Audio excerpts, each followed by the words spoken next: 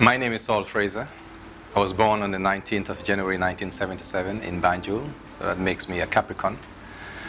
In my early years, I went to nursery school in Latrikunda Sabiji, also joined Latrikunda Sabiji Primary School.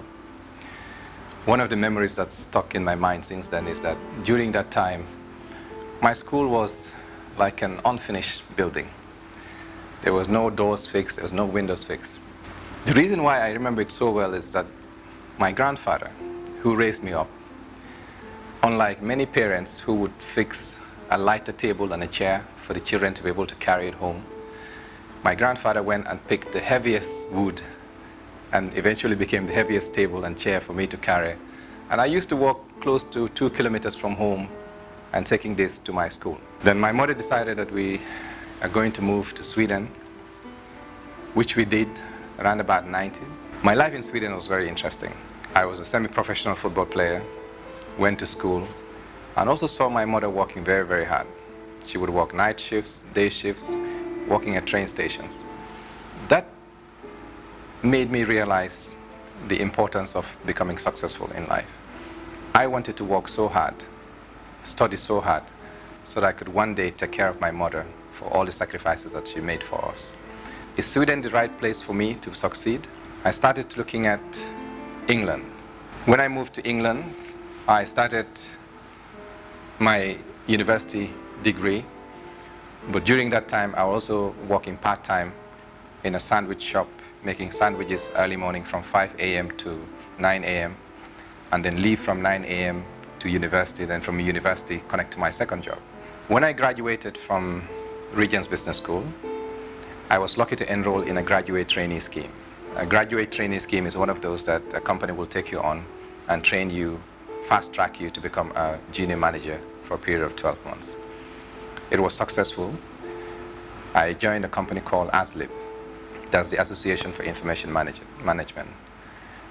I had the accounts of BBC, Pfizer, PricewaterhouseCoopers, Oxford universities to manage. The money I saved up working part-time during the time I was studying, I used it to send it back home after my mother recommendation a relative to buy a piece of land for me.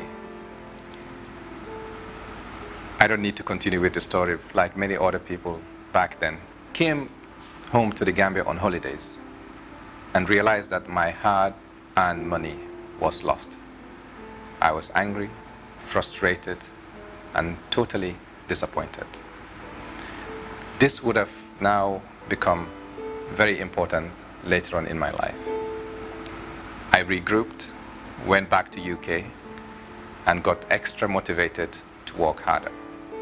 I worked, saved up some more money, bought another piece of land, and built that house. When the house was ready, the desire to move back home became stronger. So I started looking at opportunities, looking at job offers online.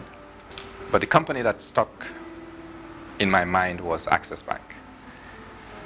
After working at Access Bank for close to 6 months, the house that I built whilst I was in the UK, which I've moved into, was having water issues. I was then put in contact with an Indian company who dig boreholes. We got into a conversation, and during that conversation, they mentioned that they were about to build 200 houses on the opposite side of my house. And right there, I started thinking, what are the possibilities of us working together?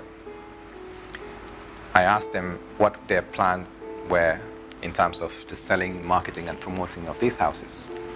And they didn't have any idea. All they wanted to do was build. So I recommended that, okay, why don't they choose to build, and I will now become the sales, marketing, and promotional person for them. Had my proposals ready, and all I wanted then was to become their sole and exclusive agent for that particular development. We agreed on a target that I had to meet within the first 3 months, and upon successfully meeting that target, I could now become their agent. A week or two after the meeting, the annual trade fair at the stadium was taking place. I put together a promotional package, took a stall, already started my company called Global Properties, and started displaying these products and services. One gentleman came and bought 10 houses straight away from us. And some other people bought as well. But that became another turning point for me, because that meant that I secured an exclusivity agreement with my then partners, and now. That's how the journey started.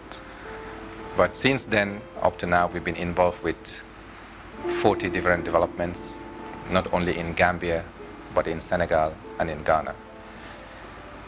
From that time up to now, which is 14 years, we became sale agents, partner developer, and now to actually developers.